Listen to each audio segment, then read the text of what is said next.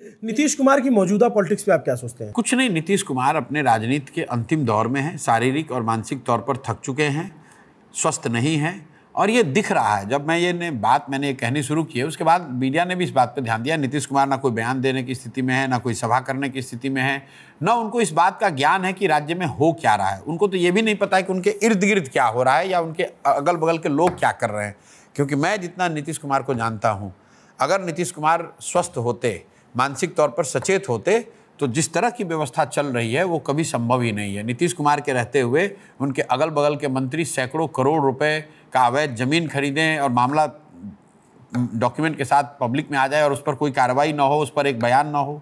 नीतीश कुमार के रहते उनके उप मुख्यमंत्री 7 हत्या के अभियुक्त हों, उस पर विवाद हो जाए, वो कुछ ना बोलें, ये संभव नहीं है। नीतीश कुमार के स्वास्थ्य को लेकर तो मैं दावा नहीं कर सकता क्योंकि मैं उतना क्लोजली जानता नहीं हूँ। और खैर मैं ये जानता हूँ क्लोजली जानने की बात नहीं है। मुख्यमंत्री के तौर पर नीतीश कुमार का कोई बयान, कोई पब्लिक स्टेटमेंट, कोई मीडिया इंटरेक्शन, कोई ऐसी गतिविधि आपको दिखी हो जहाँ की वो दिखे हो कि वो बिल्कुल तरह से स्वस्थ हैं, इन कंट्रोल हैं। नीतीश कुमार को जो लोग जानते हैं वो हर दूसरे, चौथे, 5वें दिन पत्रकारों से मिलते थे, बात करते थे, स्टेटमेंट देते थे, विषयों पर उनकी टीका टिप्पणी होती थी।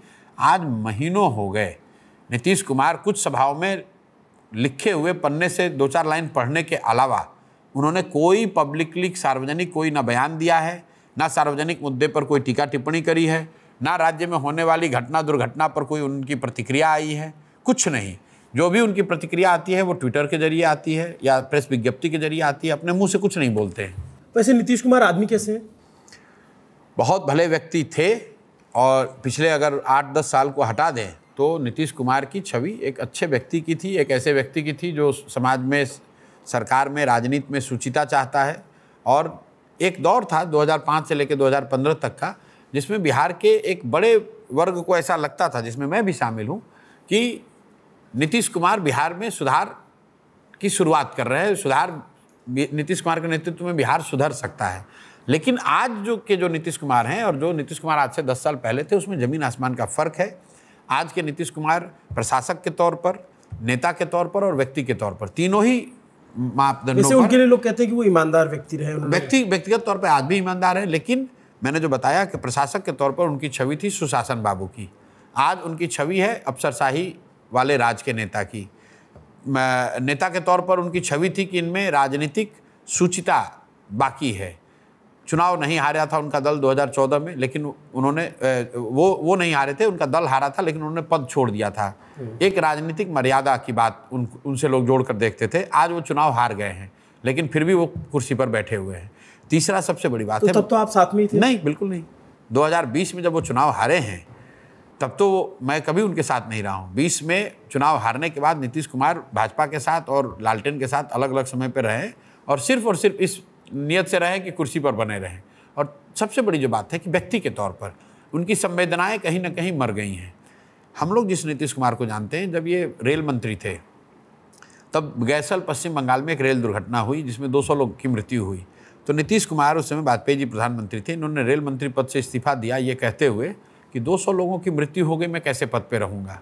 हम लोग उस नीतीश कुमार को जानते हैं, उनका सम्मान करते थे, उनके साथ काम किया था। आज जिस नीतीश कुमार का विरोध कर रहे हैं वो नीतीश कुमार हैं जो 100 लोग मर जाते हैं जहरीली शराब पीकर तो हंसकर कहते हैं कि जो पिएगा वो मरेगा।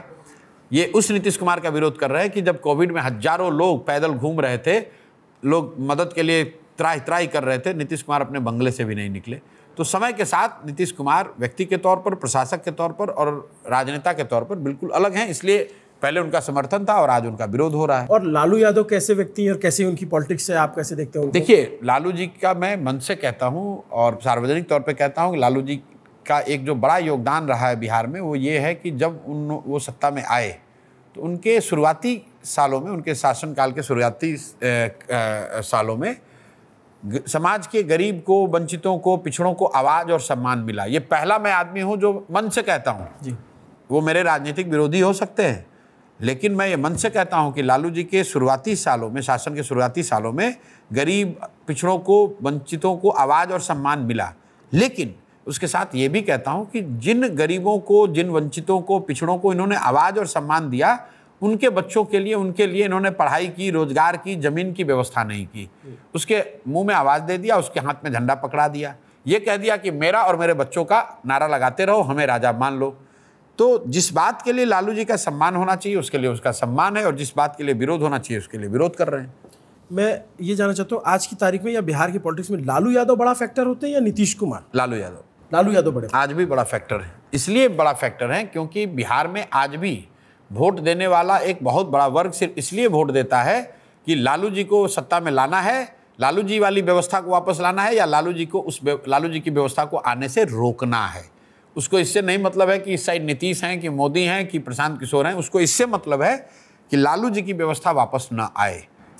ये इसके लिए समाज का एक बड़ा वर्ग वोट देता है। With Lalu ji, either against Lalu? Yes, either और तो नहीं है, लेकिन एक बड़ा वर्ग है। अच्छा। तो इसलिए as a phenomena, as a political phenomena Lalu ji Bihar में बहुत बड़ा फिगर हैं। व्यक्ति के तौर पर, दल के तौर पर, नेता के तौर पर छोटा बड़ा हो सकता है, लेकिन नरेंद्र मोदी जी के नाम पर जितना वोट पड़ता है जी, उससे कई गुना ज्यादा वोट लालू जी के नाम पर या उनके विरोध में वोट पड़ता है। इसलिए मैं उनको बड़ा राजनीतिक फिनोमेना मानता हूं। अब ये दो धुरियों के बीच में प्रशांत किशोर एक नई जगह बना रहे हैं अपने पार्टी की, अपने दल की।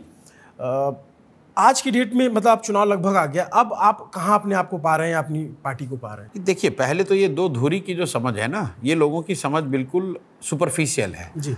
अगर आप इन दोनों धुरियों की बात करेंगे तो पिछले चुनाव में इन दोनों दल गठबंधनों को मिलाकर 72% वोट पड़ा जी। 28% लोगों ने तो पिछले चुनाव में भी इन दोनों गठबंधन के अलग वोट दिया है। इसमें 5% चिराग पासवान का भी था। जिसका भी हो, मतलब ये 72% वोट ही इसको पड़ा है। 28% लोग इन दोनों गठबंधनों से अलग वोट कर रहे थे। तो हम लोग जो बदलाव चाहने, और उसके बाद 5 साल की और सत्ता चल गई और कुव्यवस्था लोगों ने देख ली। तो मेरा अपना मानना है कि आज के तारीख में करीब करीब 60% लोग बिहार में बदलाव चाहते हैं जी। वो चाहे किसी जाति के हों, धर्म के हों, दल के हों, लोग बदलाव चाहते हैं। अब ये संभव है कि जो बदलाव चाहता है वो प्रशांत किशोर को ना चाहे, जनसुराज को ना चाहे, लेकिन बदलाव चाहने वालों की संख्या 60% से कम नहीं है। अब जो बदलाव चाहता है उसके पास 2 विकल्प है, या तो वो पुराने जंगल राज को फिर से एक बार विश्वास करके उनको बहाल करे, या फिर एक नई व्यवस्था जो बनी है जनसुराज की, इसको चुने। दोनों में जनता जिसको चुनेगी, लेकिन बदलाव तो तय है। किसी भी हालत में अभी की व्यवस्था नहीं चल सकती है। नीतीश कुमार मुख्यमंत्री नहीं रह सकते हैं आगे। नीतीश कुमार मुख्यमंत्री नहीं रहेंगे? सवाल ही नहीं, असंभव बात है। 14 नवंबर के बाद नीतीश कुमार बिहार में मुख्यमंत्री नहीं रहेंगे। ये आप मुझे लिख के दे सकते हैं? लिख के दे सकते हैं। कागज पेन दे देना भैया जरा, अगर किसी के पास हो। मैं दूसरी बात पूछता हूँ कि अब जैसे आपकी लड़ाई, आपको फाइट में, जैसे जो सामान्य दर्शक है जिसको राजनीति की बहुत समझ नहीं है, लेकिन वो प्रशांत किशोर को सुनना चाह रहा है, इंटरेस्ट ले रहा है, तो आपकी फाइट किससे होगी? एनडीए से या एनडीए से? एनडीए से फाइट। हाँ, क्योंकि वो सत्ता में वो हैं जी। बदलाव लोग चाहते हैं, तो जो सत्ता में है उसको हटाना चाहते हैं, तो हटाने के लिए उनके पास 2 विकल्प हैं। तो हमारी लड़ाई तो जो सत्ता में उसी से तो होगी भैया।